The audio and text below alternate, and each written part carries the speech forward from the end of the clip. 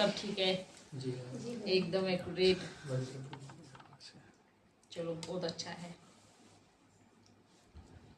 समय की सीमा को ध्यान में रखते हुए अपने पुरुषार्थ की रफ्तार को बढ़ाओ। इधर उधर खरीदने में कुछ ये सब चीज़ों में समय व्यर्थ मत करो।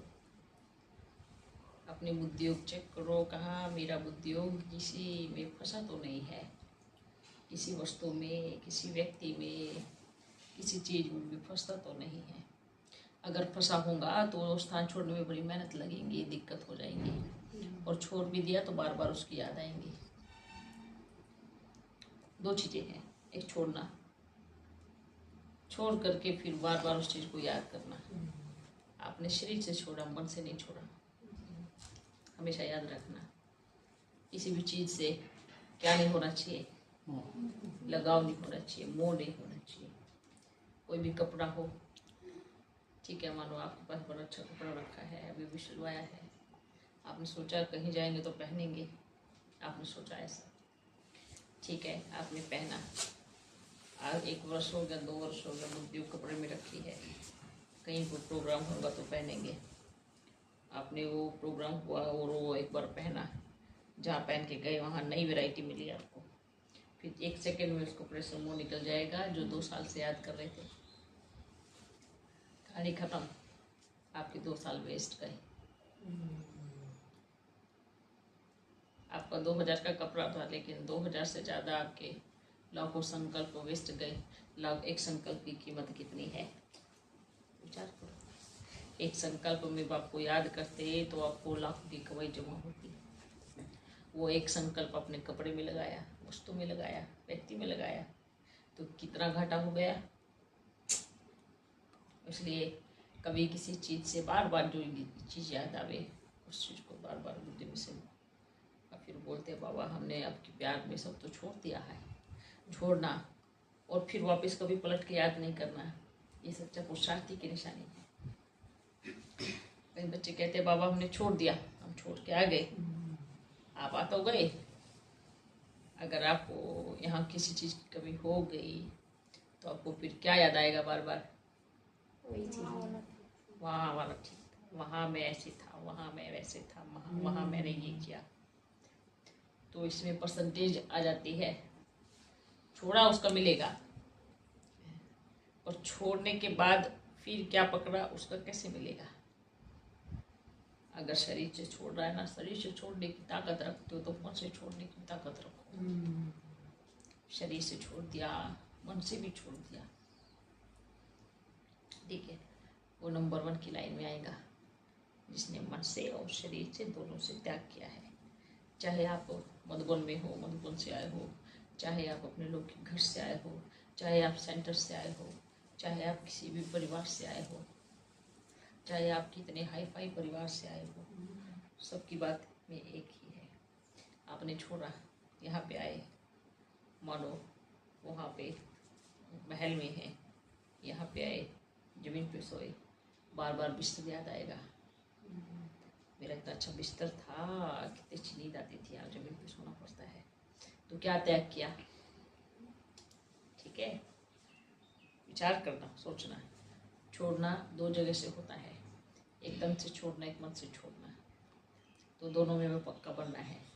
चलो भलो कोई बात नहीं, तन से छोड़ा, मन में बार बार आता है, तो मन की प्रैक्टिस करो, मन की प्रैक्टिस करो। अब मन को समझाओ, वो छोड़ दिया तो छोड़ दियो, मेरा नहीं था, त्याग, अगर था तो वो जमा हो गया, त्याग।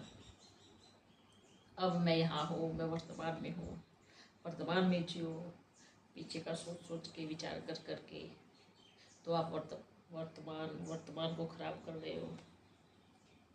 विचार आया कभी, पीछे का सोच रहे हैं हम, पीछे का सोच करके, पास्ट का सोच करके किसको खराब कर रहे हैं, वर्तमान को, जो वर्तमान इतना कीमती होता है। अगर कोई फिर ये सोचता है भविष्य में क्या होगा, तो भी वर्तमान को खराब कर रहे हो, आपका वर्तमान खतरे में है। और आपका वर्तमान खतरे में है तो सोच लो भविष्य खतरे में है ही है। जिसका वर्तमान खतरे में आ गया है उसका भविष्य खतरे में आएगा ही आएगा। वर्तमान में जियो, वर्तमान में बाबा के साथ मौज मनाओ। ये दिन है, ये दिन मुझे मिला है, ये 1 मिनट मुझे मिली है। अगले 1 मिनट मुझे क्या पता मिले नहीं मिले, मुझे 1 मिनट जीना है। 1 मिनट में 1 मिनट मुझे भगवान के साथ जीना है। वाह मेरा भाग्य, वाह मेरा घड़ी घड़ी बाप की याद रहे बुद्धि में। हमारा रास्ता कौन सा है? हमें परम धाम में जाना है, मुक्ति धाम में जाना है, मोक्ष धाम में जाना है, फिर वहाँ से सत्युग में आना है। तो मानो अगर आपने भविष्य को सोचा तो भी वर्तमान को खराब किया। आपने पास्ट का सोचा तो भी वर्तमान को खराब किया। तो आपका सोचो क्या खराब हो रहा है? वर्तमान का खराब हुआ तो भविष्य खराब हुआ, भविष्य खराब हुआ तो सत्युग खराब हुआ। तो क्या मिला? कुछ नहीं मिला। क्या पाया? कुछ नहीं पाया। क्या गवाया? सब कुछ गवाया। सांस गवाई। ये सांस कितनी कीमती है। बिना सांस के धरती पे जीवन नहीं है। बच्चा पैदा हुआ, सांस आई तो पहले क्या चीज आई? भोजन से भी पहले क्या आया? सांस। तो भोजन ज्यादा कीमती है या सांस? श्वासों का खजाना हमेशा याद रखना। भोजन से भी ज्यादा कीमती क्या है? श्वासों का खजाना। ये जो श्वासों का खजाना है ना, ये बड़ा वैल्यूएबल है, बड़ा कीमती है। ये सांसों का खजाना अगर वेस्ट चला गया तो आपके पास कुछ नहीं है। जीवन मिला, जीवन जीने के लिए भी एक सांस चाहिए, जीवन को त्याग करने के लिए भी एक सांस ही चाहिए। तो हम देखें, अपने आप को चेक करें, मेरी सांस कहाँ लगी है। ये जो श्वासों का जो खजाना है, ये सब चीजें क्या है, ये कहाँ लगी है, क्या चाहिए मुझे। ठीक है, हर एक बच्चा ध्यान रखे, विशेष ध्यान रखे। कहाँ भी बुद्धि योग होगा तो बार बार अब जो खुद सोचो, चेक करो, अपना पूरा दिन चेक करो। मुझे बाबा की याद कितनी आती है,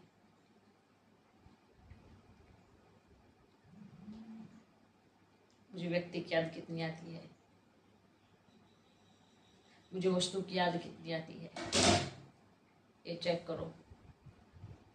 ओके, ठीक है, क्योंकि हमारा सबसे ज्यादा खजाना है सांसों का। सांस सफल, सब कुछ सफल। एक सांस में बाप की याद समाई है, एक एक सांस में ही बाप की याद समाई है। आप रोज रात को अपने प्यारे पिता परमात्मा का धन्यवाद करके सोना। आज का जीवन मेरा बहुत अच्छा गया, ये दिन आपने मुझे जीने के लिए दिया, मैं बहुत संतुष्ट हूँ, मैं बहुत खुश हूँ, मैं बहुत भाग्यशाली हूँ। वाह मेरे परम पिता परमात्मा, वाह मेरे शिव बाबा, ये जो दिन था मेरे लिए बड़ा मूल्यवान था। अब मैं सो रही हूँ। सोना मतलब सोचना मरना, क्योंकि रात की किसी भी घड़ी आदम पंछी उड़ सकता है। इसलिए सोते समय बाबा को रोज धन्यवाद देना ही है। ठीक है, अगर वो सौभाग्य है, अगर अगला दिन आपको मिला, ठीक है, अगला दिन आँख खुली और दिल से धन्यवाद फिर करो। शुक्रिया मेरे बादशाह, आपने फिर से एक दिन मुझे जीने के लिए दे दिया है। वाह मैं कितनी खुश नसीब हूँ, वाह मैं भाग्यशाली हूँ कि मुझे फिर से जीने के लिए एक दिन और मिला है। आज मुझे इस दिन में क्या क्या करना है, क्या अच्छे कर्म करने हैं, क्या प्राप्ति करनी है, मुझे क्या चाहिए। सोचो, विचार करो, कैसा जीवन बन जाएगा, कैसी यात्रा बन जाएगी, कैसा हमारा जो जीवन है कमल पुष्प उसके समान कैसे खिलखिलाने लगेगा। अगर हर घड़ी हर सांस में बाप की याद समाई हुई हो। अरे बाप की याद से बड़ा कोई कर्तव्य नहीं है, कोई कार्य नहीं है। ये जीवन ही किस, हम बोलते हैं हम इतना कार्य है, इतने जिम्मेवार, इतने सब कुछ है हमारे ऊपर, क्या है, क्या है? सांस चली गई, आपकी नौकरी कहाँ गई, आपके बच्चे कहाँ गए, आपका घर कहाँ गया, आप कहाँ गए, सांस गई, खत्म कहानी, सब कुछ, सारी जिम्मेवारियां एक सेकंड में खत्म। क्या जरूरी है? बाप की याद जरूरी है। हर सांस में बाप की याद जरूरी है। बाप की याद के अलावा जीवन में और कोई भी कार्य है तो वो एक खेल है। क्या है? खेल है। जीवन एक खेल है। मैं ये खेल रहा हूँ क्योंकि मेरी को ड्यूटी मिली है, खेलना है, मुझे खेलना है। मुझे बाप से ज्यादा कोई जरूरी नहीं है, मैं खेल रहा हूँ। जब किसी के घर में आप जाते हैं, किराए पे जाते हैं, तो एग्रीमेंट कराते हैं ना, जैसे गवर्नमेंट से भी बोलते हैं, लीज एग्रीमेंट कराते हैं, 100 वर्ष का, इतने वर्ष का कराते हैं। ठीक है, आप भी जैसे किसी से किराए पे रहने जाते हो तो एग्रीमेंट कराते हैं कि आप मुझे अपना घर देंगे तो मैं आपको इसको उतना किराया दूंगा, और ये हमारे बीच में जो संबंध रहेगा ये 1 वर्ष, 2 वर्ष, 5 वर्ष, 10 वर्ष तक चलेगा। इसके बीच में अगर आपने कुछ ऐसी चीज की तो या हम आपको निकाल देंगे या हम खुद चले जाएंगे। ये सब चीजें होती है ना, ये सब चीजें होती है ना जीवन में।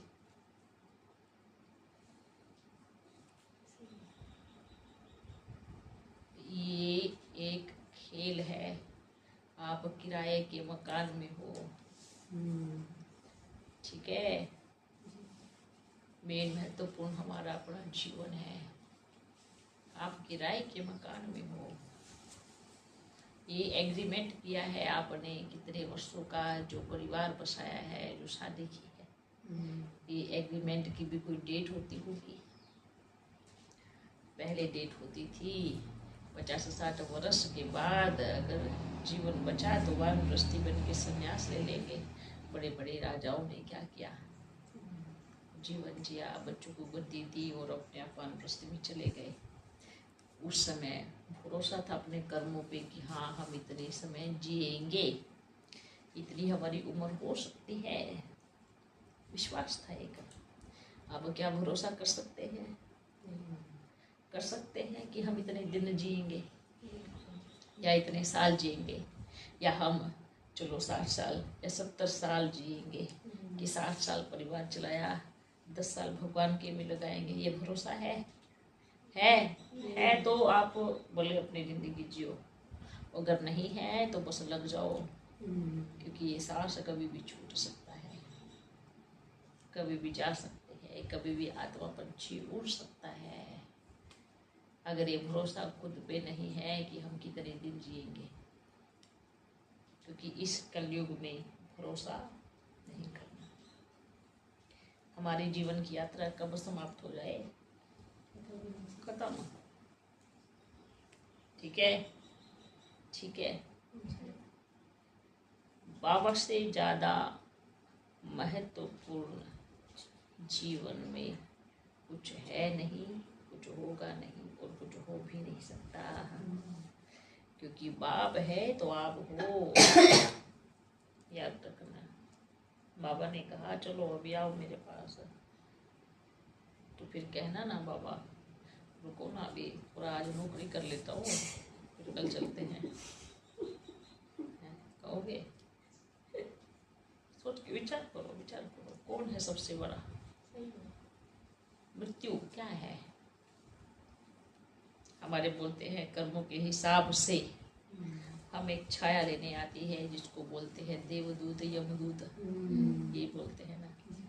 हमारे कर्म अच्छे होते हैं तो देवदूत अर्थात भगवान के फरिश्ते लेने आते हैं, और अगर कर्म बुरे होते हैं तो यमदूत अर्थात शैतान के जिन लेने आते हैं, ऐसे तो बोलते हैं ना। ऐसे बोलते हैं हर जगह कि भाई शैतान लेने आता है, यम के दूत लेने आते हैं। आज के कलयुग में यम के दूत ही क्यों बोलते हैं? क्यों बोलते हैं? क्योंकि 80% लोग क्या कर रहे हैं? विकर। बाबा तो मेजोरिटी के हिसाब से यम यम कर क्या होता है? यमराज बोलते हैं। नहीं तो पता है यमराज, लेकिन यम का मतलब क्या होता है? एक होता है धर्मराज, एक होता है यमराज, जो कोर्रों से निकाल करके अच्छे से पापों की सजा चुकतो करा करके अच्छे से मारते हुए लेके जाए, घसीटते हुए लेके जाए। बोलते हैं किसी किसी के इतने बुरे कर्म होते हैं कि जो यम का दूत जिस पे बैठ गया तो उसके पाँव पे रस्सी बांध करके उसको वहां तक घसीटते हुए लेके जाते हैं।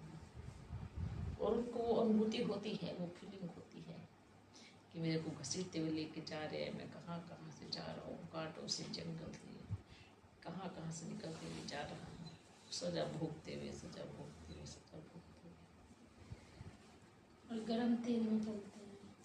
ये अनुभूति होती है, ये फीलिंग होती है, क्योंकि बोलते हैं कि आत्मा के पाप कर्म जलते हैं। अच्छा, दफनाए नहीं जाते, मिटाए नहीं जाते, जलाए जाते हैं। ठीक है। जैसे वर्तमान समय में जब भी बोलते हैं सभी आत्माएं धर्मराजपुरी में जाएंगी, हमेशा देखना जलने वाले सीन ही दिखाई देंगे कि उसको आग में जलाया, उसको उबलते हुए तेल में डाला, उबलते हुए पानी में डाला, कभी कहा कि ठंडे तेल में डुबकी लगा लगा के मार दिया, है ना? ये तो नहीं कहा ना, नहीं कहा। जलने का अर्थ ये होता है कि जितने भी पाप कर्म किए होते हैं ना, जलने की दर्द होता है, फीलिंग आती है जलने की कि मैंने इतना पाप कर्म किया, मैं उस पश्चाताप की अग्नि में जल रहा हूँ, है ना? जलता है इंसान, जलता है। लाइट के शरीर के साथ उसकी अनुभूति होती है। जलना कई प्रकार का होता है। जलन की अनुभूति, जब चमड़ी जलती है तब वो अनुभूति है। एक जब पश्चाताप की अग्नि होती है वो अनुभूति है। एक जो वतन में बैठ करके पाप कर्म जितने किए और बाबा ने दिखाया और जब वो सजा प्राप्त की वो अनुभूति। ठीक है। अच्छा बाबा, जो हिटलर है यह अक्सर संकल्प चलता है, उस आत्मा का क्या हो रहा होगा? आप उसके बारे में क्यों सोचते हैं? नहीं, एक्चुअल में क्या है, मेरे संकल्प से चलते हैं क्योंकि चर्चाएं होती है उसके पाप कर्म भी इतने थे। हाँ, तो उसका क्या हुआ होगा सोचो। मतलब कितनी दुर्गति हुई होगी ये सोचते। उसको जगह मिला होगा बाबा? क्यों नहीं मिला होगा? बिल्कुल मिला होगा। सजा मिलना ही मिलेगा तो सजा कैसे मिलेगी? लाइट के शरीर को इतनी सजा नहीं भोग सकता व्यक्ति उसमें। देखो, ये तो बाबा ने कहा बच्चे, ये तो यहाँ आप बच्चों के लिए जो लाइट की जो भी थोड़ी बहुत या फिर और जो बच्चे भटकते हैं वो भटकन की सजा होती है। ये लाइट के शरीर से भटकना अर्थात जिसने अपने शरीर का घात किया, शरीर की उम्र पूरी नहीं हुई, वो आत्मा भटकती है। ठीक है। भटक भटक के सजा को प्राप्त करती है। जिसने खुद का घात किया उसकी बात। ठीक है। अब आओ, मानो उसको किसी ने मारा नहीं, उसने इतने पाप कर्म किए कि वो ऐसे तड़प के मरे। अब इतना तड़पे कि इस जन्म में भी उसके पापों की पूर्ति नहीं हुई, तो फिर उसको पाप कर्म फिर हिसाब किताब देने के लिए फिर जन्म लेना पड़ेगा। फिर उस शरीर में फिर वही प्रक्रिया चलेगी, फिर उसको पूरा जीवन वही तर्पण रहेंगे। अगर फिर भी पाप की पूर्ति नहीं हुई, फिर तीसरा जन्म लेना पड़ेगा, फिर उसको उसी प्रक्रिया में तड़पना पड़ेगा। ये होती है पापों की सजा। फिर ये जो बोलते हैं ना, हमने क्या पाप कर्म किया इस जीवन में जो हमें ऐसी सजा मिली, तो बाबा कहेगा इसमें नहीं तो उसमें, उसमें नहीं तो उसमें, कहीं ना कहीं तो पाप का बीज बोया ही गया है। ओके, समझ में आया? कर्मों की गुह्य गति है।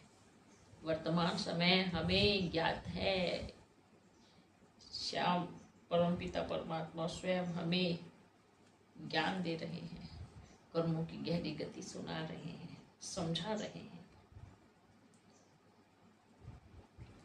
है ना? बच्चे ऐसे कर्म करो, ऐसे नहीं करो। तो कर्मों का ज्ञान हमें है,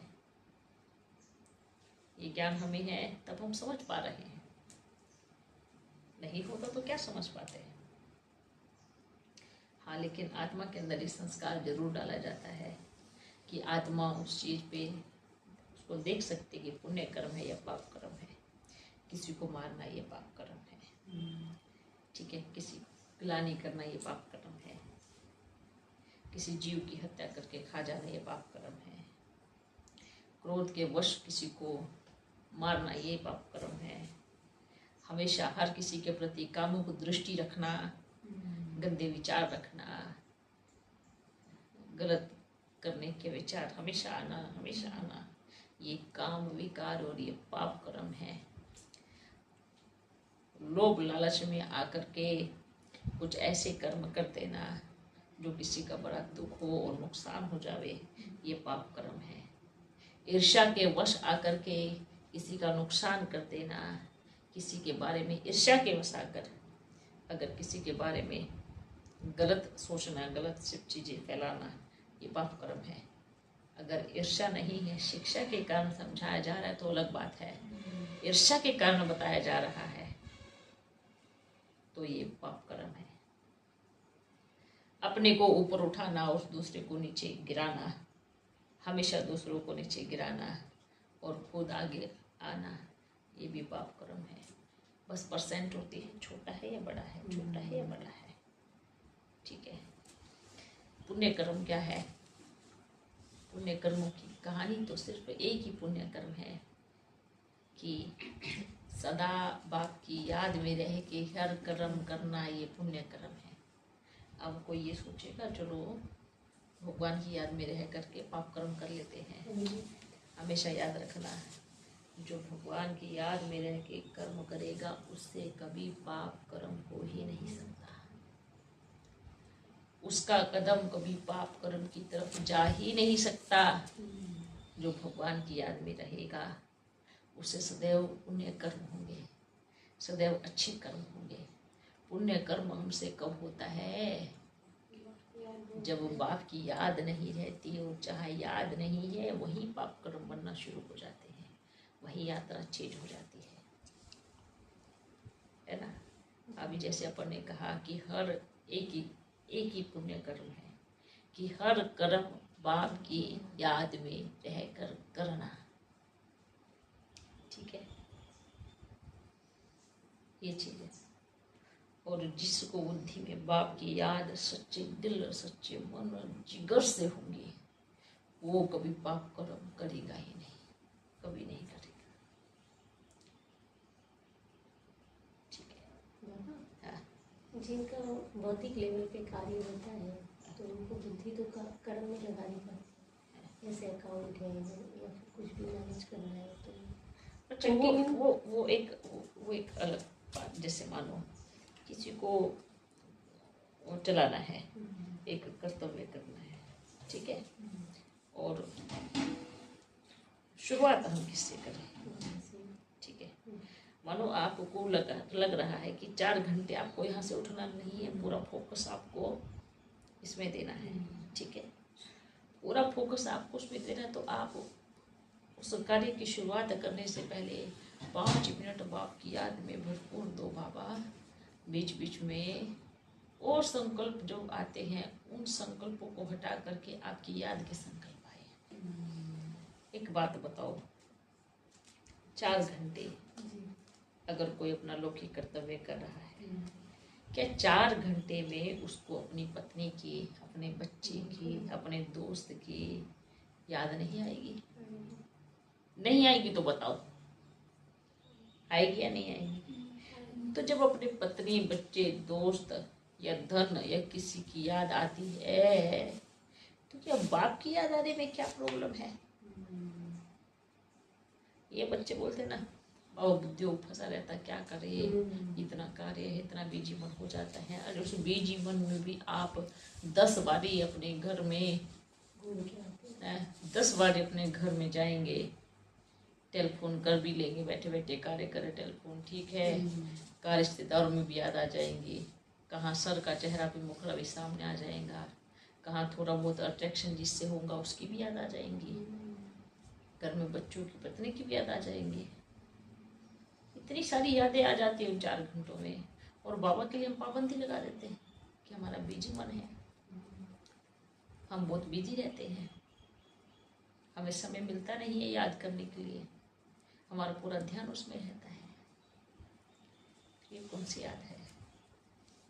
नेचुरल सी बात है। जिनको प्रेम सच्चा होगा ना, उनको 4 घंटे में 10 बार क्या 100 बार याद आएंगे, 100 बार याद आएंगे।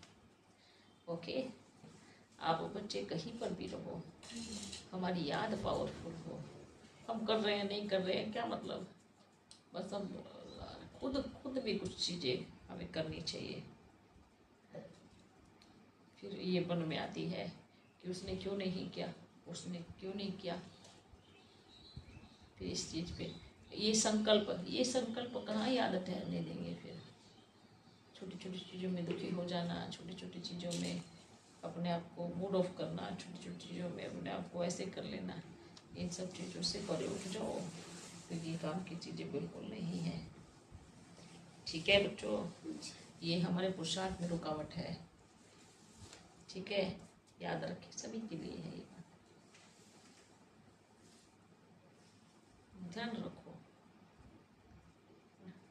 क्योंकि ये सब चीज़ें क्या है, और तो और अंदर से फील करते हैं, अंदर से अंदर तक लग जाती है बात, अंदर ये एकदम पावरफुल रखो।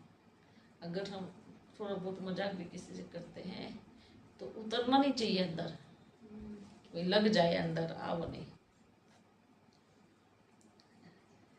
बोलते हैं एक नाराजगी होती है दिल से, दिमाग से, एक नाराजगी सिर्फ मुख की होती है, और वो भी थोड़ी बहुत अगर हुआ तो आपस में तो ऐसे होना भी नहीं चाहिए, अपन कहें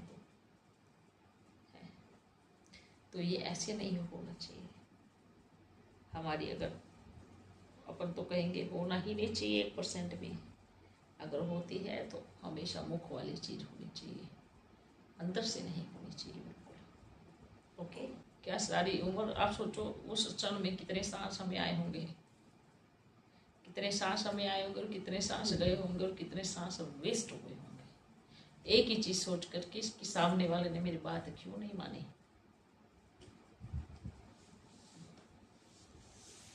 क्या हुआ मोने, अब तो बोलो, बोलो ना। 9 बज के गए, बोलो मेरा बाबा, वाह बच्ची वाह। ये देखो ये नन्ही मुन्नी बच्चे आकर के अपने जीवन को कैसे बदल रही है। बाबा गर्व करते हैं ऐसी बच्चियों पर कि अभी अभी आते ही अभी अपने आप को इतना परिवर्तन कर लिया है। और वे भी विचार करना कि जैसे और भी बच्चे हैं, और भी इतने पुराने बच्चे हैं, अगर हम अपने संस्कारों को अभी तक परिवर्तन ही नहीं कर पाए तो क्या परिवर्तन किया, क्या परिवर्तन किया, क्या परिवर्तन किया इतने सालों में, 4 सालों 5 सालों 6 सालों 10 सालों 12 सालों 25 सालों, कितने भी साल हो, अगर 25 साल पहले पुराना संस्कार मुझे आज भी तंग कर रहा है तो मैंने परिवर्तन क्या किया। सोचना, बैठ करके विचार करना, जवाब अपने आप मिल जाएगा। ठीक है, सेवा और योग पावरफुल, इतना पावरफुल होना चाहिए, ठीक है। और कुछ भी संस्कार बाकी रह गया है तो उसको परिवर्तन करो। ये संगठन में बड़ा नुकसान कारक होता है। हमारा संगठन एकदम पावन है, प्योर है, एकदम अच्छा है, इसमें फालतू का एक गला हुआ सेब नहीं डालो। अपने संकल्पों का।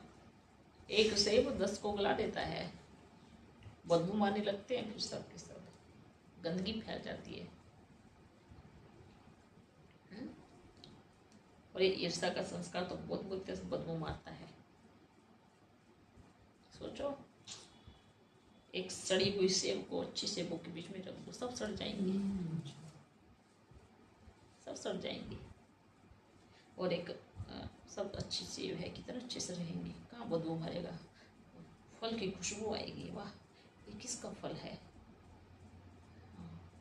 संतरे की खुशबू आ रही है, जो गले में संतरे की खुशबू आ रही है, संतरे की खुशबू आ रही है, गली हुई सड़ी हुई चीज की खुशबू आ रही है, सेब की खुशबू आ रही है। विचार करो, खुशबू क्या चीज होती है? हमारा कार्य है खुशबू देना। अगर चीज सड़ भी रही है ना, उसको बाहर निकालो, उसको तुरंत काट के जितना बाकी बचा है खा लो बस। और बाकी सेब को साफ सुथरा करके रखो, सेब को सड़ने ही नहीं दो। ये परिवार भी ऐसा ही है। एक सड़ी हुई चीज है ना, तो 10 को सड़ाने के काम करेगी, और उनका ग्रुप बन गया तो फिर दूसरों को सड़ाएंगी। ना ग्रुप बनाओ ना बनने दो। एक मैं एक मेरा बाबा। जब बाबा से अलग, मैया से अलग विपरीत दिशा में कोई बात करते हैं तो समझ लो बदबू मारने लगा है, इलाज करो। बैठो बाबा के सामने, इंजेक्शन लगाएगा, ठीक हो लग जाएगा। ठीक है। अब देखो, मैया है, डांटेंगी भी, प्यार भी करेंगी, कमी कमजोरी भी बताएंगी, पर सिखाएंगी भी। और ईर्ष्या की बदबू किसी मैया को आज तक किसी से नहीं आई। चाहे बच्चा कैसा भी हो, चाहे मैया के बारे में कुछ भी बोलता हो, सोचता हो, कितने भी ईर्ष्या करता हो, पर मैया से कभी भी ईर्ष्या की बदबू नहीं मारने वाली। सब कुछ मालूम होने के बावजूद, सब कुछ मालूम होने के बाद भी ये सबसे बड़ी वंडरफुल बात है। आज ये शक्ति किसी में नहीं है। किसी भी कितनी भी तपस्वी आत्मा के पास आप चले जाओ, आप मधुबन में देख लो बड़े बड़े तपस्वियों के बारे में। एक बार बोल दो कि फलाना आपके बारे में ऐसे बोल रहा था, शेर के जैसे धारते हुए चिल्लाते हुए जाएंगे, आपने मेरे बारे में ऐसे बोला, ऐसे बोला, तू कैसी है, तू देख, तू ये कर, तू ये कर, तू तो की गाली देना शुरू कर देंगे। फिर गया आप, फिर गया बाबा कहाँ है, सोचो। और मैया जानती है दिमाग में क्या है, ये भी जानती है, किस किस को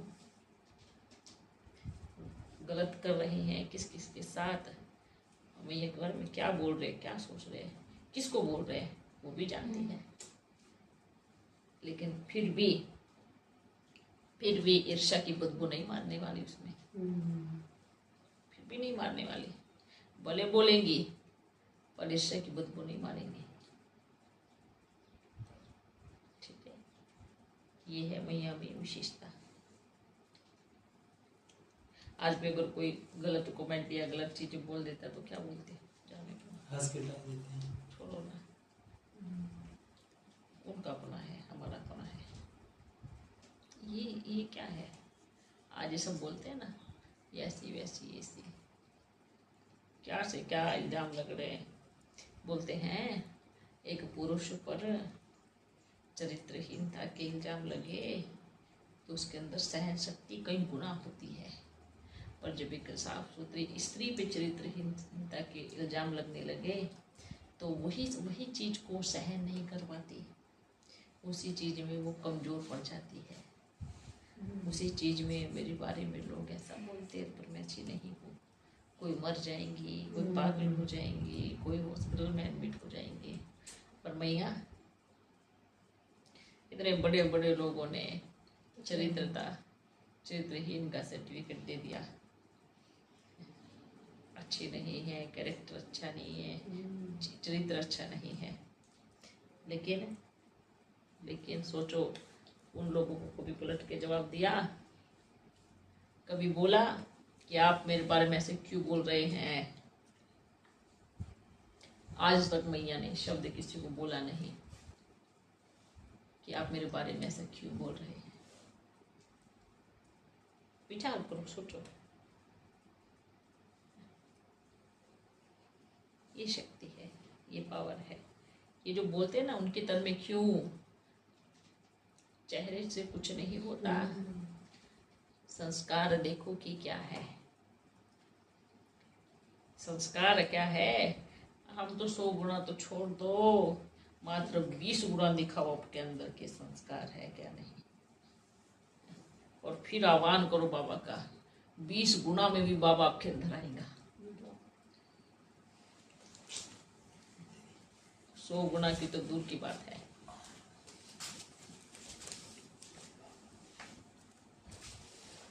वंडरफुल बात तो ये बच्चों की कमी कमजोरी भी देखेंगी।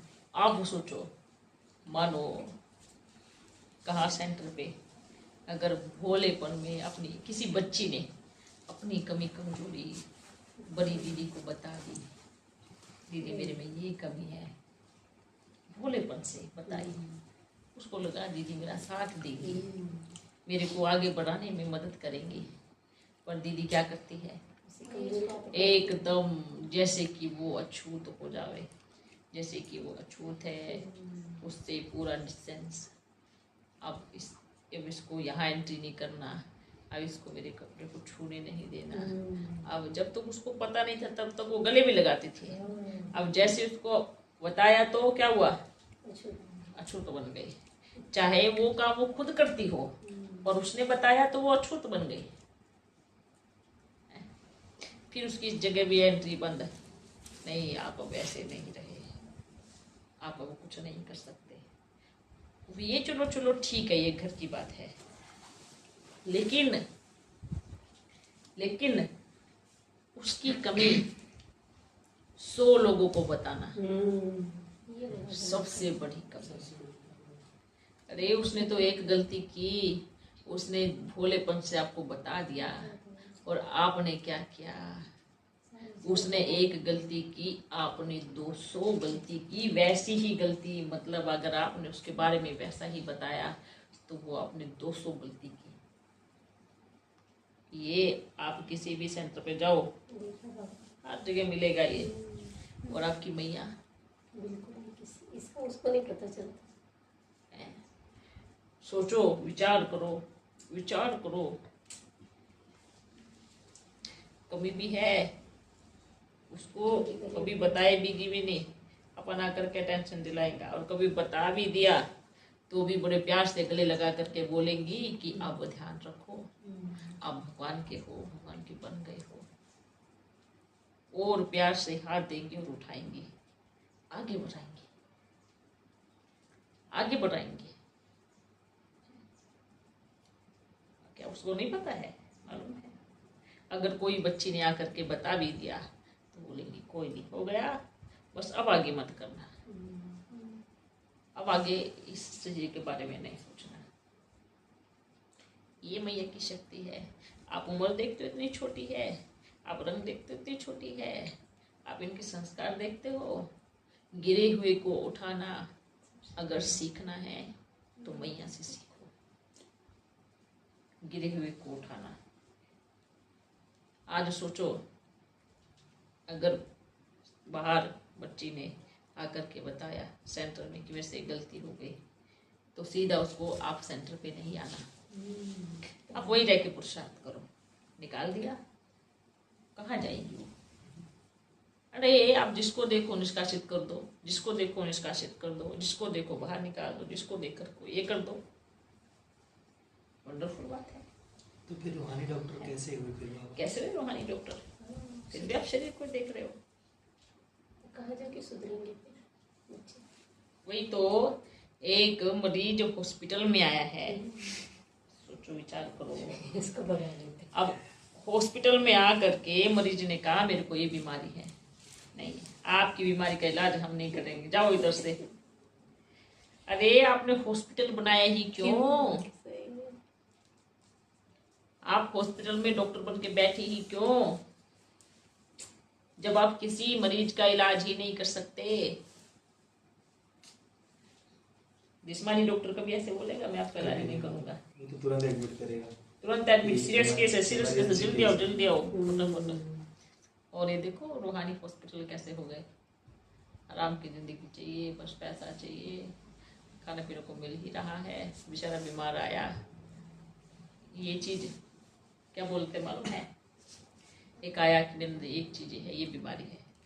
आप यहाँ हम तभी बुलाएंगे जब तक आप इस बीमारी को छोड़ोगे, ठीक कर दोगे। जब आप ठीक हो जाएंगे, जब आपकी ये बीमारी नहीं रहेगी, तब आप हमारे पास आना। तब दवाई क्या वंडरफुल थिंग चल रहा है। रूहानी डॉक्टर की जरूरत क्या है फिर? जरूरत ही नहीं है फिर तो मंदिर सही है। हाँ, बेचारा वहां जा करके अपना बैठा तो रहेगा। तो ये चीज है, ये सीन है। और मैया जो ऐसे बच्चों को रख करके आगे बढ़ाती है, हिम्मत देती है, ताकत देती है, बोले डांटेंगे भी, प्यार भी करेंगे, प्यार से भी समझाएंगे। वंडरफुल है। आज शिव बाबा के मिलने के लिए इतने लोग तरसते हैं, लाखों लोग इंतजार करते हैं, कब मिलेगा वो हमें। बैठो बैठो, है ना। और यहाँ के बच्चों को,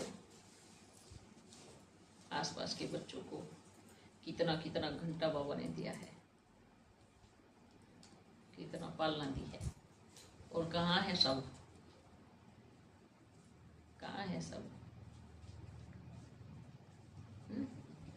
सब कोई कहता बंधन में, कोई किस काम में बिजी हो गया, कोई किस काम में। फिर बोलते ना बाबा हम पीछे रह गए, ऐसे मुंह करते हैं। बाबा ने बोला आपको सबसे पहले आगे बिठाया था, बाप ने कभी पीछे नहीं किया। आप आगे से उठ करके अपने आप चले गए पीछे। अब दोनों बच्चियां मिलकर इतनी सेवा आप चारों तरफ कर सकते हैं, पर ये जो दिल में डर बैठ गया है, किस काम का? अरे एक माँ को जब उसके बच्चे पर आ जाती है ना, तो सारी दुनिया से लड़ जाती है, सारी दुनिया से। वो किसी से नहीं डरती फिर। और ये तो परम पिता है, परमात्मा है, उसकी बात आई तो हम छुप जाते हैं, हम डर जाते हैं, हम ये बोलते हैं कि हमारे घर में बंधन है। सोचो, विचार करो, अब अपने आप को उठाओ, आगे बढ़ाओ, बाबा का परिचय दो। नहीं यहीं डंका बजता रहेगा और आप बच्चे देखते रहना, फिर क्या करना है? सोचो, बंधन है, ये बंधन ही बाप के करीब लेके जाता है। बाबा तो बांधुलियों को याद करते हैं कि बांधुलिया ऐसी कि बाप को इतना प्यार से याद करती है, पर बांधुली आदत पड़ गई है बंधन में रहने कि इतना बंध चुकी है कि वो बंधन बड़ा प्यारा लगने लगता है। ये बंधन ही चाहिए, ये बंधन ही चाहिए। बाबा छुड़वाते हैं, बच्ची बंध जाती है। और यहाँ पे वो बच्चे कौन शुरू शुरू में भी आए थे ना, हाँ देखो वंडरफुल बच्चे, कहाँ गायब, कहाँ कहाँ कोई होता पता नहीं। चलो कोई बात नहीं, इसमें बाप का क्या घाटा है बताओ, बाबा का क्या जाएगा, क्या जाएगा? भाग्य किसका खराब होता है? बच्चों का होता है। बाप को छोड़ के गए हैं तो बाप को छोड़ के गए, माना सारे खजाने को छोड़ के गए।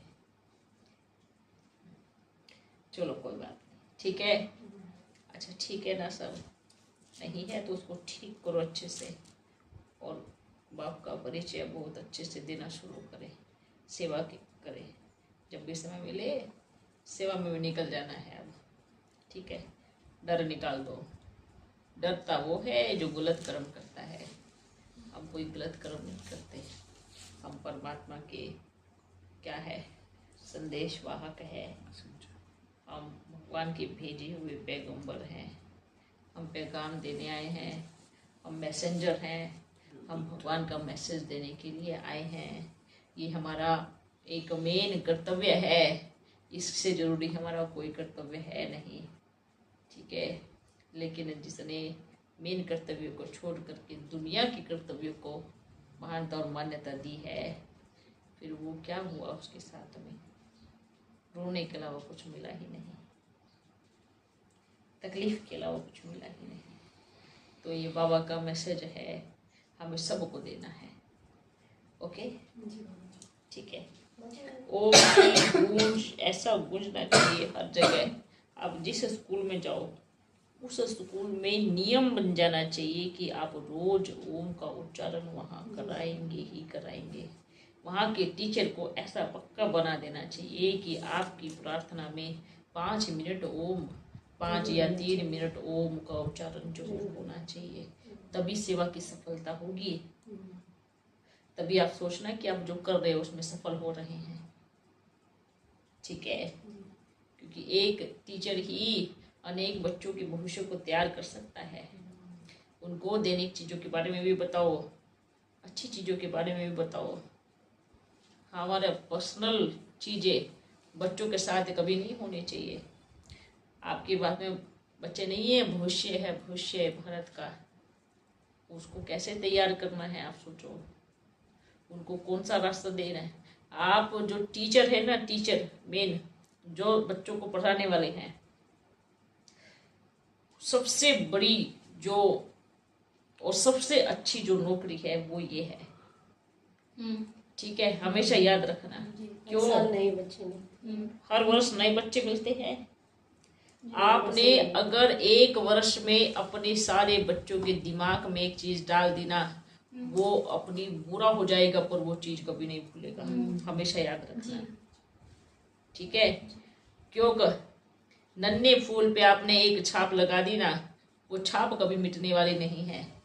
जैसे देखो इन्होंने यहाँ बचपन में लिखवाया था, ये मिटा नहीं, मिटा ना। ये मिटाने की भी कोशिश करेंगी तो भी इसका कहीं एक परत छूट जाएगा। ये संस्कारों की छाप है जो आत्मा पे जाके लगती है, ऐसे अंदर तक जाके लगती है, वो कभी नहीं छूटेंगी। आप सोचो अगर आपने एक वर्ष में उसको 5 अच्छी चीजें सिखाई, उसके अंदर देश के प्रति प्रेम, वफादारी, ठीक है, अपने माता पिता के प्रति आज्ञाकारी वाला संस्कार उसके अंदर आप बच्चों ने डाल दिया, तो भी भारत ज्यादा पतित नहीं होगा, है ना। लेकिन आजकल टीचर क्या करते हैं, घर का गुस्सा सब बच्चों पे उतारते हैं, घर का चीजें सारी बच्चों पे उतारते हैं। अरे टीचर क्या है?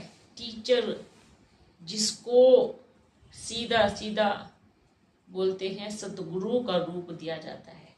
शिक्षक सतगुरु जिसको बोलते हैं, मास्टर सतगुरु होते हैं टीचर, जो इतने बच्चों का हमेशा सोचना, जो 5वीं क्लास तक के जो बच्चे होंगे, ठीक है, 1 से 5वीं तक जो पढ़ाने वाले टीचर होंगे, उन बच्चों में आप जो मर्जी आप डाल सकते हो, जो मर्जी आप भर सकते हो। उनकी दिमाग की पेज खाली है, आप जो मर्जी उस पे लिख सकते हो, जो मर्जी लिख सकते हो। अब आपके हाथ में है कि आपको उस पेज पे लिखना क्या है। कितनी अच्छी चीजें लिख सकते हैं, कितने अच्छे संस्कार आप उस बच्चे के बुद्धि रूपी पेज पे छाप सकते हो, कितने अच्छे चित्र बच्चों के बुद्धि में छाप सकते हो। इंटरेस्ट होना चाहिए, इंटरेस्ट होना चाहिए। नौकरी मत समझो, ये सेवा है। आपको हर साल में नया बच्चा मिलता है, हर साल नया बच्चा मिलता है। ये आपकी नौकरी नहीं है, ये सेवा है। और सब टीचर जितने भी है, शुक्र मनाओ और ईश्वर का धन्यवाद करो कि आपने मुझे ये इस संसार में अगर मैं आया हूँ तो आपने मुझे सबसे अच्छी सेवा दी है। सबसे अच्छी सेवा कि छोटे बच्चों के दिमाग में कितने दैनिक मूल्य लिखने हैं, कितना अच्छा आचरण लिखना है, कितने अच्छे संस्कार लिखने हैं, क्या उनको बनाना है। ये हर टीचर, ये हर शिक्षक सोचे, ये अपना सौभाग्य सोचे कि मुझे इस जन्म के साथ ये नौकरी मिली, ये सेवा का अवसर मिला। ये सेवा का अवसर है, क्योंकि जो आप उसके दिमाग में लिखोगे वो कभी मिट नहीं सकता। बोलते हैं ना, आपने कोरे कागज पे कुछ एक चीज लिखी, ठीक है, और एकदम अच्छे पेन से लिखी, बहुत दिल लगा करके लिखी, फिर उस पे कुछ भी लिखा जाए, कुछ भी लिखा जाए, कुछ भी लिखा जाए, महत्व वो रहेगा जो आपने पहले लिखा है। महत्व वो रहेगा, ठीक है।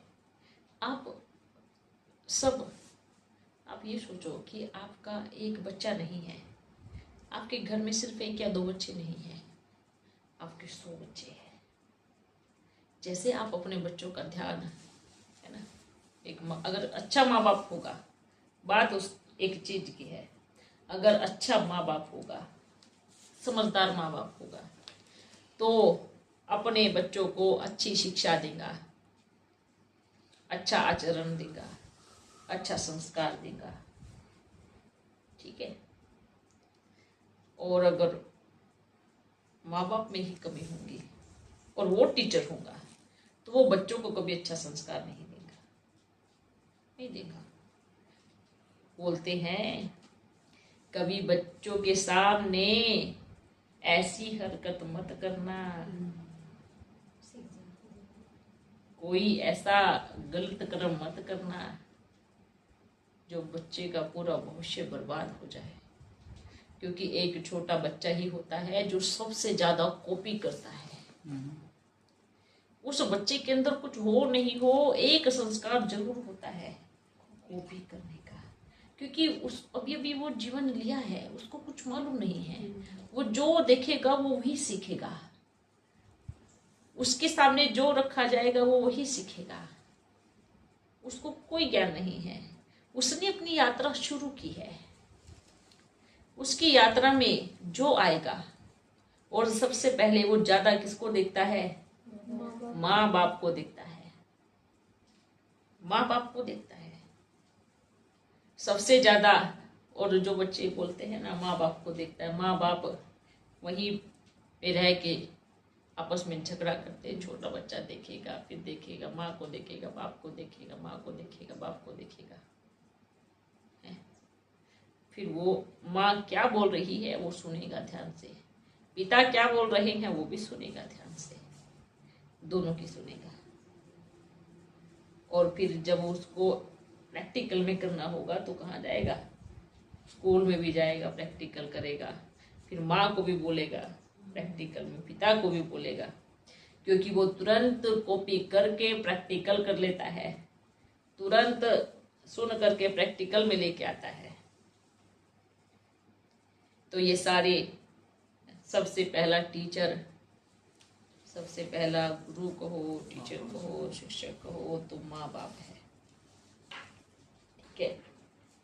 और उसके जो स्कूल में फिर बोलते हैं ना कि भगवान ने एक बच्चे को भेजा, बच्चा जब गर्भ में आता है या फिर ऊपर से आता है तो भगवान से बात करता है, हे भगवान मैं कहाँ जाऊँगा, मेरा तो कोई भी धरती पे नहीं है, किससे जाके मिलूँगा, आप मुझे धरती पे भेज तो रहे हो पर मेरा अपना कोई है नहीं। तो उसने बोला कि जिसकी कोख में आप जाओगे ना वो आपका ध्यान रखेगी, फर्स्ट गुरु रहेंगे, मैंने आपके लिए पहले से ही तैयार किया है। फिर जैसे धरती पे आता है, ठीक है, फिर वो माँ को देखता है, सीखता है, उसकी खुशबू को सूंघता है, खुशबू जैसे सूंघता है तो उसको समझ में आता है कि मेरी माँ की खुशबू है या मेरे बाप की खुशबू है। बच्चा पहले उस चीज़ को अनुभव करता है, उसके बाद बोलते हैं अगर माँ ने शिक्षा अच्छी दी तो अच्छी बात है, बहुत अच्छी बात है, तो आपका अगला टीचर भी आपको बहुत ऊंचा उठाएगा। अगर माँ की शिक्षा या पिता की शिक्षा सही नहीं हुई तो मैंने स्कूल में आपके लिए एक टीचर तैयार किया हुआ है, वो आपको बहुत अच्छी लाइन देगा, वो आपको बहुत अच्छे से सिखाएगा। सोचो, सबसे पहले गुरु कौन है? माँ। पहले माँ, फिर बाप, माँ बाप, और फिर आता है स्कूल, गुरुकुल, है ना। पहले माँ, फिर बाप, फिर स्कूल आता है, फिर टीचर आते हैं। ये टीचर सब ध्यान रखे, अपना लौकिक दुनिया का, लौकिक घर का गुस्सा बच्चों पे बिल्कुल ना निकाले। मारना, गाली देना, टीचर भी बच्चों को गंदी गंदी गालियां देते हैं। इतनी, अरे आप सिखाओगे क्या उनको? बताओ क्या सिखाओगे? टीचर अगर बच्चों को गंदी गंदी गालियां दे रहे हैं तो बच्चे क्या बोलेंगे? फिर बच्चे आपस में गाली देंगे, क्योंकि किससे सीखा है? टीचर से सीखा है, टीचर से सीखा है। आप स्टिक कितने रहो कि आपकी आंख से डर जाए, आपका स्वमान इतना तगड़ा रहे, आप इतने स्टिक रहो, आप अपने आप को इतने मर्यादित बनाओ, इतने मर्यादित बनाओ कि बच्चे को समझ में आ जाए कि टीचर बड़ा गाली देना, ठीक है, हाँ कोई बात नहीं, बोलते हैं मारो, लेकिन उसको आप पहले समझा सकते हो, पहले डंडा उठाओ, लेकिन इतनी बुरी तरह से मत मारो जैसे दानों को मारते हैं। ऐसे भी टीचर होते हैं। तो एक खास कर टीचरों के लिए बोलते हैं ना, टीचर्स डे मनाते हैं। टीचर्स डे क्या किया? एक साल की पूरी अपनी हिस्ट्री ज्योग्राफी को रिपीट करो। बच्चों के मन में तो हम भरते हैं कि टीचर गुरु के बराबर है, पर गुरु के काम करते हैं तो पहले ये देखें। कभी गुरुकुल में, पहले, अब तो स्कूल हैं, पहले क्या होते थे? कभी गुरुकुल में ना गुरु मारता था ना गुरु गाली देता था। देखना, ना तो गुरु मारता था ना गुरु गाली देता था, सजा देता था, है ना। उसको दौड़ाना, उसके ऊपर वजन रख के दौड़ाना, ठीक है, उसको एक टांग पे खड़ा रखना 2-2 घंटा, उसको हाथ ऊपर करके खड़ा रखना। पहले ऐसी सजाएं होती थी, पहले ये पनिशमेंट हुआ करती थी। अब क्या करते हैं? अब सीधा निकालते हैं, जैसे तलवार निकाले और फट फट फट फट कर देते हैं। पहले के गुरुओं के पास डंडे नहीं हुआ करते थे, जो सच्चे गुरु होते थे, ठीक है, उनको सिखाया भी जाता था, बहादुर भी बनाया जाता था, उनको राज्य कैसे करना है ये भी सिखाया जाता था, उनको अपने आप को नियम मर्यादाओं में कैसे डालना है वो भी सिखाया जाता था, उनको उठाना किस तरीके से वो भी सिखाया जाता था। इसको बोलते हैं मर्यादित गुरु, मर्यादित टीचर। एक बच्चे को बुरी तरह से पीटना ये कोई मर्यादा नहीं है। हर बच्चे से गाली दे करके बात करना ये कोई टीचर की मर्यादा नहीं है। ये तो सरासर गुरु का अपमान करते हैं। ये तो अपना बोलते गुरु की पदवी का अपमान करते हैं। तो सभी टीचर ये चीजें याद रखें। अच्छा, अभी अपन चलते हैं। वो नासिक में माता मिली थी ना, हाँ। तो तभी वो आपसे नहीं मिल पाए थे, शिवामा से मिले थे। हाँ। बांधी ली वो और उसकी बेटी। हाँ। उसकी बेटी को तो बड़ी दिल है समर्पित होने की, हाँ। बाबा के घर ही रहूँगी ऐसा। हाँ। तो वो पूछ रहे थे उनको बंधन बहुत है, हाँ। तो ये बंधन कैसे छूटेंगे, कब छूटेंगे? सावज की बात है। कैसे बंधन है? बंधन बंधन को अगर सास ससुर तोड़ने के भी का है। संकल्प लिया है, ठीक है, बोलते हैं कि सारी उम्र कोलों के बैल के जैसी गुजर जाती है ना? टूटते कहाँ है बंधन, उसी में मर जाता है। क्या बैल में इतनी ताकत नहीं है कि सारे कोलों को उखाड़ करके मैं बाहर चला जाऊं? पर उसको अपनी ताकत का अंदाजा नहीं है। बात तो यही होगी कि हाथी का बच्चा पैदा हुआ, उसके पैर में बड़ी रस्सी बांधी, उसने बहुत कोशिश की, खुली नहीं। अब उसको क्या हुआ, उसको वो आदत पड़ गई रस्सी में बंधने की। अब वो जितना बड़ा हो गया, उसके पैर में एक छोटी सी पतली सी सुतली जैसे बांधी, और हाथी को लगा मैं बंधा हुआ हूँ। बस उसको लगा मैं बंधा हुआ हूँ। हाथी अपनी ताकत का अंदाजा ही भूल गया कि मेरे में कितनी ताकत है, मैं पूरी उसको खींच सकता हूँ, लेकिन वो एक रस्सी को नहीं खींच पाता, संकल्प मजबूत है। वो अपनी एक उसको नहीं तोड़ पाता। जबकि एक पैर मारे तो कितने सारे लोगों को ढला सकता है ना? हाथी का बच्चा जब छोटा होता है तो मोटी बेड़ी बांधी जाती है ताकि वो छुड़ा नहीं सके। थोड़ा और बड़ा होता है तो और पतली बेड़ी बांधी जाती है, ठीक है। फिर बड़ा होते तक हाथी को आदत पड़ जाती है कि मैं बंधा हुआ हूँ और मेरे पैर में बहुत मोटी बेड़ी है, इतनी मोटी कि मैं उसको छुड़ा नहीं सकता। ऐसी और हाथी लास्ट में सर्कस एक निकालते हैं। इतनी पतली सी बेड़ी बांधी जाती है, छोटी सी। हाथी उसको भी नहीं तोड़ पाता। वो कहाँ से बन गया? दिमाग से। बंधन कहाँ से आया? विचार, संकल्पों ने बांधा है, वो अपने आप नहीं बंधा है। किसने बांधा है? संकल्पों ने बांध दिया। मैं बंधा हुआ हूँ, मैं बंधा हुआ हूँ, मैं बंधा हुआ हूँ, मैं बंधा हुआ हूँ। बस ये रट्टा लगा के रखा, मैं बंधा हुआ हूँ। क्या करना चाहिए? बंधने से पहले, खुलने से पहले हमेशा सोचना है, हमें पता लगे कि हमारे में ताकत इतनी है कि हम तोड़ सकते हैं, हम भाग सकते हैं। लेकिन तोड़ने से पहले एक चीज याद रखें कि क्या मेरे में इतनी ताकत है, क्या मेरे में इतनी शक्ति है कि मैं अगर यहाँ से खुल जाऊं तो मैं आगे अपने आप को इस तरीके से ढाल सकूं। तो क्या आगे मैं कुछ और परीक्षाओं का सामना करने के लिए सक्षम हूँ? तो क्या जब मैं जहाँ जा रहा हूँ मैं उस स्थान के अनुसार अपने आप को उस चीज में ढाल सकूं?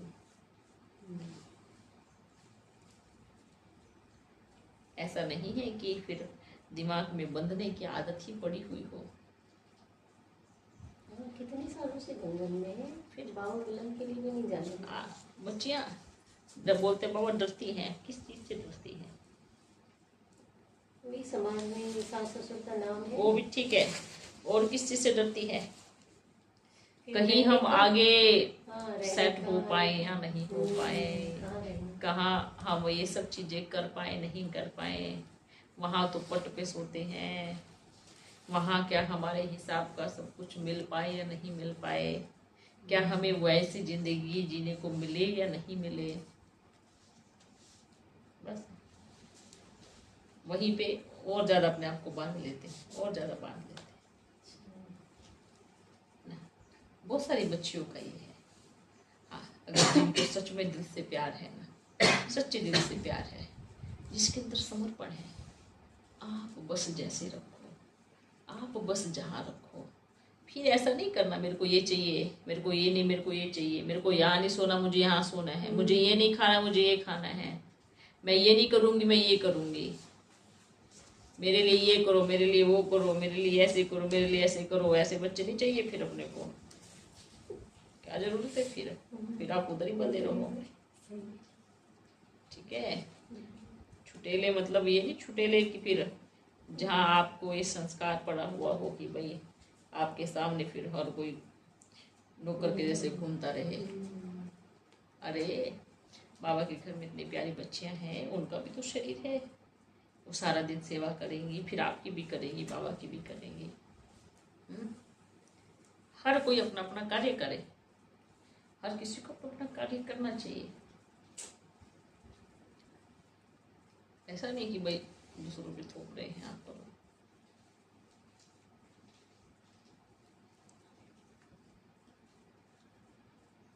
एक सेवा होती है डिपार्टमेंट, हाँ कि भाई आप इसको संभालो, आप इसको संभालो, आप इसको संभालो, वो अलग होता है। पर संभालते संभालते अपने आप को ही भूल जाए, अपने कपड़े धोना ही भूल जावे, अपना खाना बनाना ही भूल जाए, संस्कार ही भूल जाए कि खाना बनता कैसे है, अच्छा सफाई कैसे की जाती है वो ही भूल जाए, झाड़ू कैसे लगाई जाती है, पोछा कैसे लगाया जाता है, बर्तन कैसे साफ किए जाते हैं, भंडारा कैसे साफ किया जाता है, कपड़े कैसे धुलाए जाते हैं, वो सब भी भूल जाए। बताओ ये कैसे हो रहा है? ये तो नहीं होना चाहिए। सेंटर में तो स्पेशल ब्राह्मणी होती है। हाँ स्पेशल बड़ी बहन के स्पेशल। ये भी वंडरफुल है ड्रामा। उनका क्या क्या त्याग बाबा, सारे काम तो दूसरे कर रहे हैं, सिर्फ व्हाइट साड़ी पहन ये लो। तो मौज जिसको बोलते हैं ना, मौज की जीवन, राजाओं की जीवन। अपन तो सबको ये बोलते हैं जितने भी ब्राह्मण हैं, ठीक है, छोटी बच्चियों से छोटे छोटे छोटे मतलब क्या, उनसे छोटे उम्र में, उसमें छोटे नहीं, ठीक है। वो जो बड़े बड़े एक बार क्या 21 दिन तक अपने कपड़े अपने आप धुलाई करें, अपने कमरे की सफाई अपने आप करें, अपने कमरे का पूरा जाले उतारना सब अपने आप करे, अपने कपड़ों पे प्रेस अपने आप करे, ठीक है। खाना तो चलो एक साथ बन जाता है, 21 दिन में 11 दिन आप खाना बनाए सबका, जितने भी लोग रहते हैं, है ना। एक रोटी बना के थक जाते हैं। नहीं बनावे, देखो कितना अच्छा किया। ये जो 21 दिन करेंगी जितनी भी बच्चियां हैं, ठीक है, इस चीज को फॉलो करेंगी बच्चे, ये करेंगी ना तो इतनी अच्छी अनुभूति होंगी बाबा के प्रेम की। लेकिन सोचो अभिमान इतना आ जाएगा, मैंने इतनी सेवा की, मैंने ये किया, अरे आपने अपनी ही की है अभी तक, दूसरों की तो की ही नहीं है।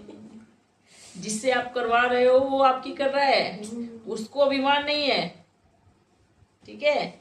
आपको अपनी करने में अभिमान आ गया, आपको अपने कपड़े धोने में ही अभिमान आ गया, आपको सिर्फ अपने कमरे की सफाई करने में ही अभिमान आ गया, तो आप क्या करेंगे?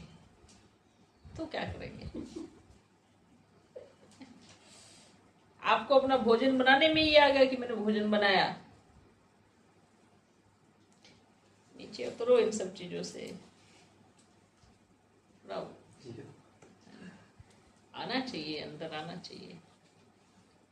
बाबा ये 69 के बाद से शुरू हुआ, ये कुछ समय के बाद? ये अपन के जाने के थोड़े समय के बाद ये सब शुरू हो गया था। फिर तो सब तो अपन थे तो सब बच्चों को लगा के रखते थे, खुद भी चलो बच्चों ऐसे करते हैं, बाबा है ना। घर के सामने ऐसे क्या पहले कोई सफाई वाली रखी थी अपन ने? जब मधुबन बना कितने बच्चे रहते थे, 400 बच्चे रहते थे, क्या कोई सफाई वाले थी कि लो काम वाली को लगाओ और सफाई करेगी, झाड़ू करेगी, पोछा लगाएगी? नहीं था ना। फिर कोई खाना बनाने वाले रखे थे, या कोई 400 बच्चों के लिए बाहर से 100 लोगों को सेवाधारी बुलाया जाता था, क्या सेवा करने आओ सेवाधारी लोगों? नहीं ना, कि अपने कपड़े अपने आप सब अपने आप धुलाई करते थे ना।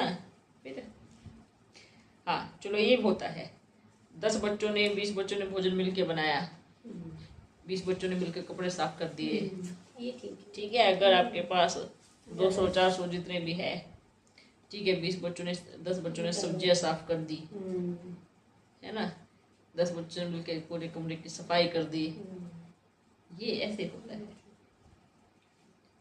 लेकिन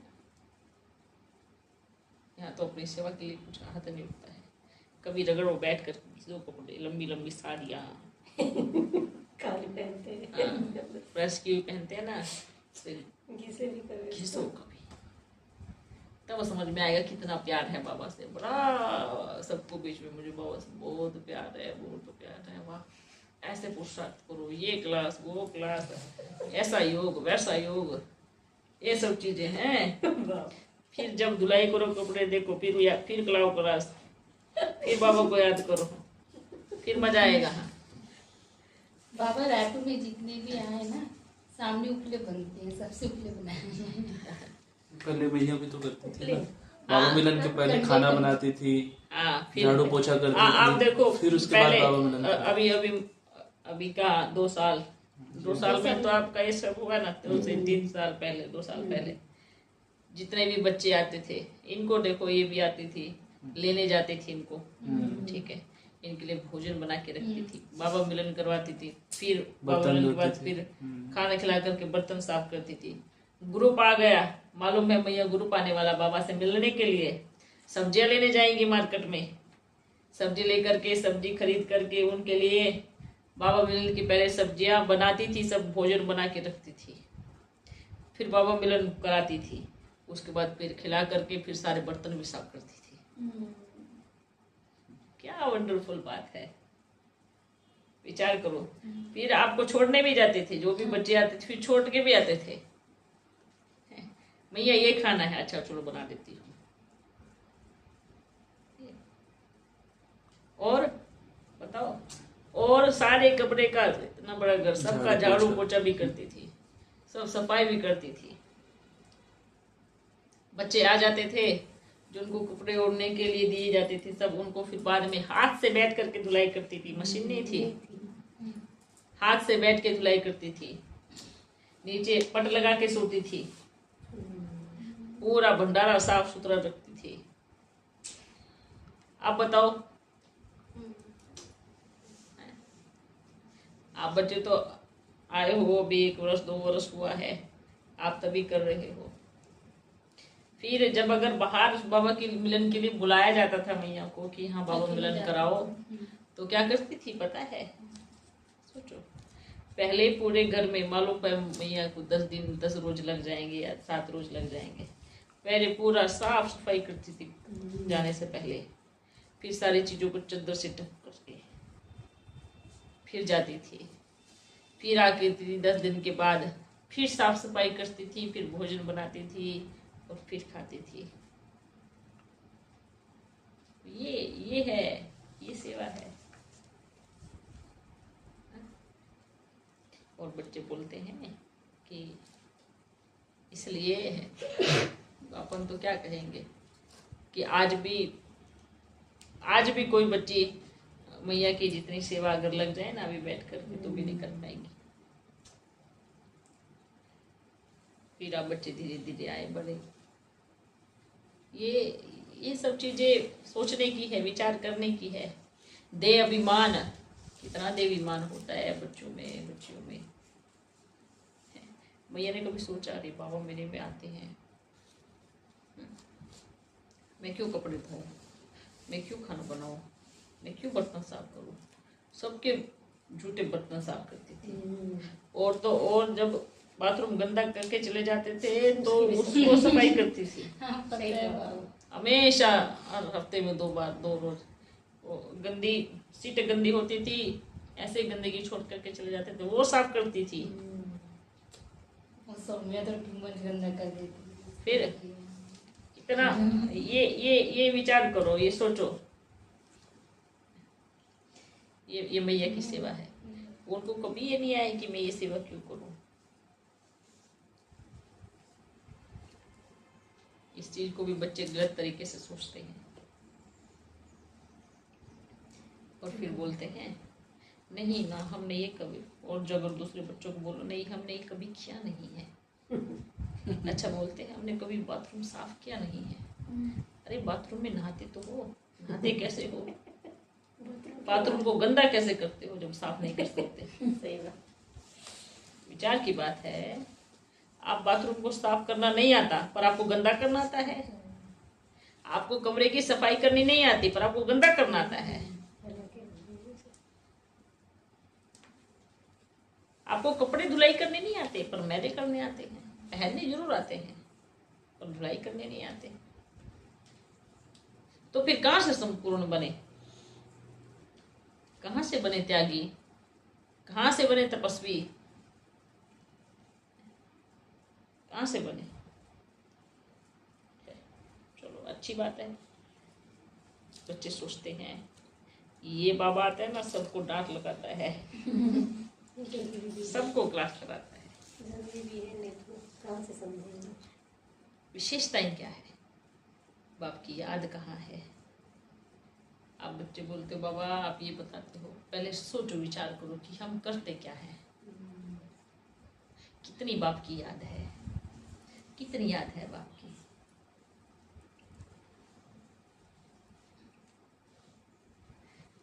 जीवन बोलते हैं तपस्वी वाला है, तपस्या कहाँ है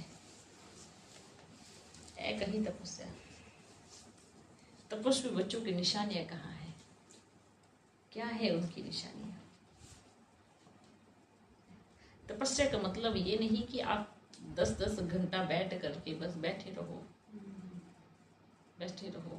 कुछ सेवा नहीं करना, कुछ नहीं करना, बोलते मन सा सेवा कर रहे हैं। तपस्या का मतलब ये नहीं कि सिर्फ भाषण देना, ये तपस्या का मतलब नहीं है कि आपको अच्छा भाषण करना आता है तो आप अच्छे तपस्वी कहलाएंगे। तपस्या का मतलब है प्रैक्टिकल जीवन को जीना।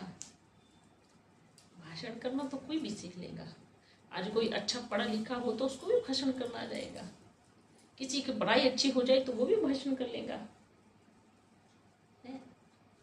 किसी को बैठने की आदत हो 4 घंटा 10 घंटा तो बैठा रहेगा, उसको तपस्वी बोलते हैं। अच्छा चलो ठीक है, तपस्वी तब बोलेंगे बैठा रहे, ना खाए ना पिए ना नहाए ना धोए ना कुछ करे, तब हाँ आप तपस्वी हो। ठीक है, फिर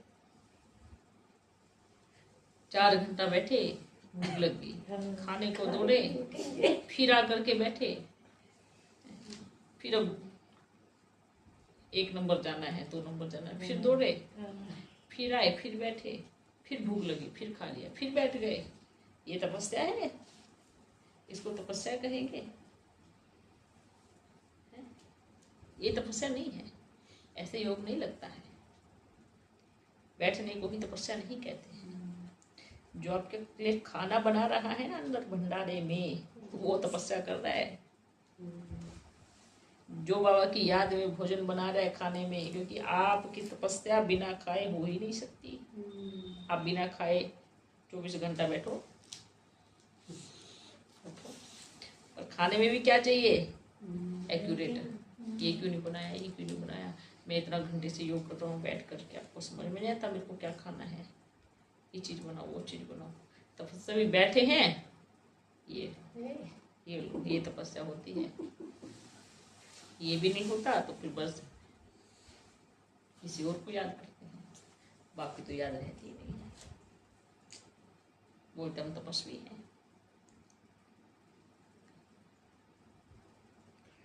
तपस्वी के खान पान देखना कब, तपस्वी जीवन की यात्रा देखना। तपस्वी क्या होते हैं? तपस्वी इच्छा मात्रम अविद्या होते हैं। तपस्वियों के अंदर कोई इच्छा नहीं रहती, तपस्वी के अंदर कोई आसक्ति नहीं रहती।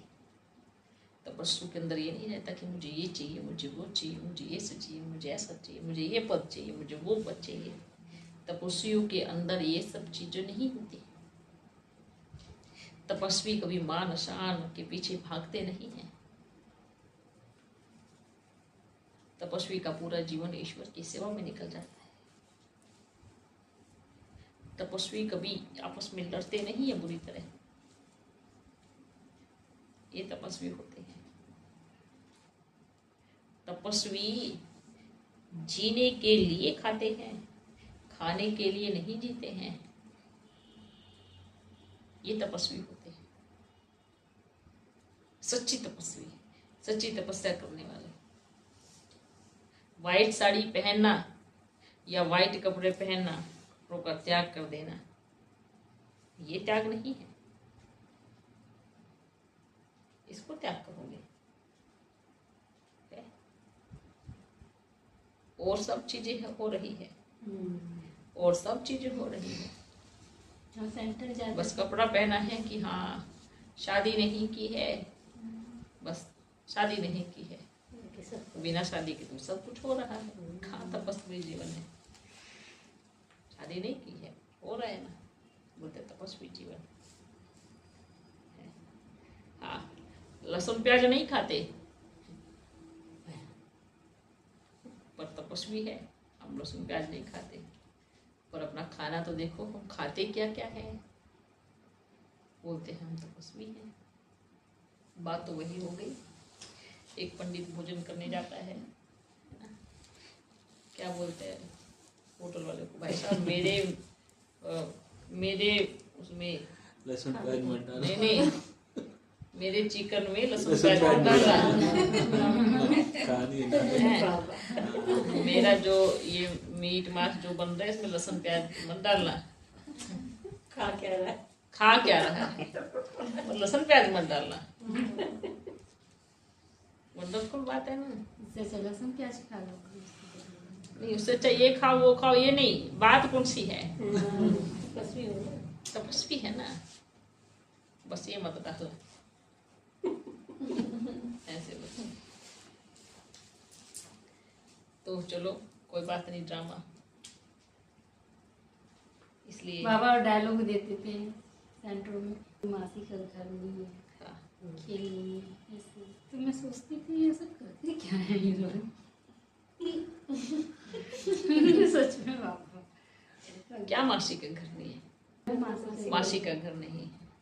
ऐसा बोलते हैं। ऐसा बोलते थे, तो मैं सोचती थी सब इजी है, अगर हम बदल गए तो सब कुछ बदल जाएगा। हमारा जीवन सबको शिक्षा देता है। मुश्किल क्या है, मुश्किल क्या है ये जीवन?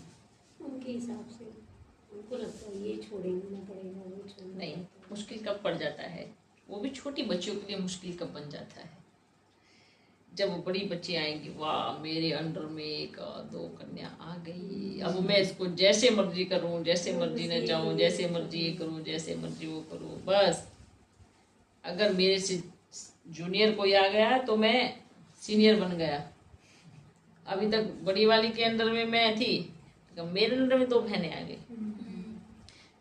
फिर हम अपना रूप दिखाना शुरू करते हैं, ये करो, ऐसे करो, ये नहीं करो, वो नहीं करो, ये नहीं करना है, ऐसे नहीं करना है, वहाँ नहीं जाना है, उससे बात नहीं करनी है, ये सेवा करो, वो सेवा करो। वंडरफुल बात है। तो ये क्या आ गया, तुरंत छोटी बहन आई तो बड़ी को अभिमान आया।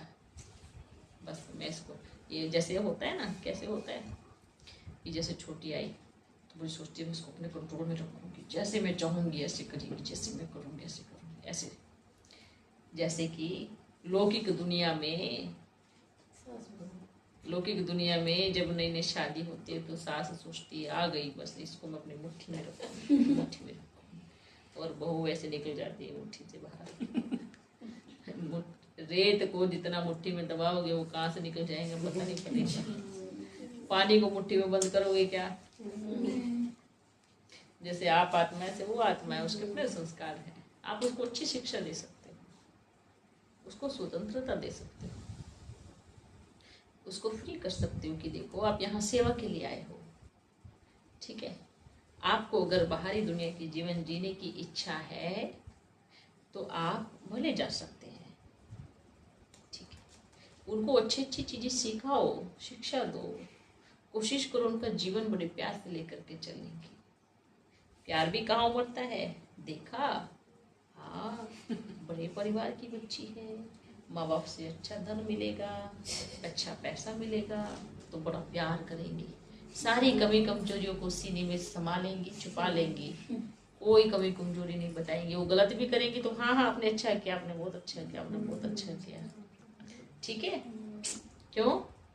क्योंकि माँ बाप से धन मिलना है, ठीक है। अब जितना माँ बाप ने देना था दिया, अब जब उनके पास आ गया तो फिर सारी कमियां दिखने लगेंगी बच्चे में, आपकी बच्ची ऐसी, आपकी बच्ची ऐसी, आपकी बच्ची ऐसी।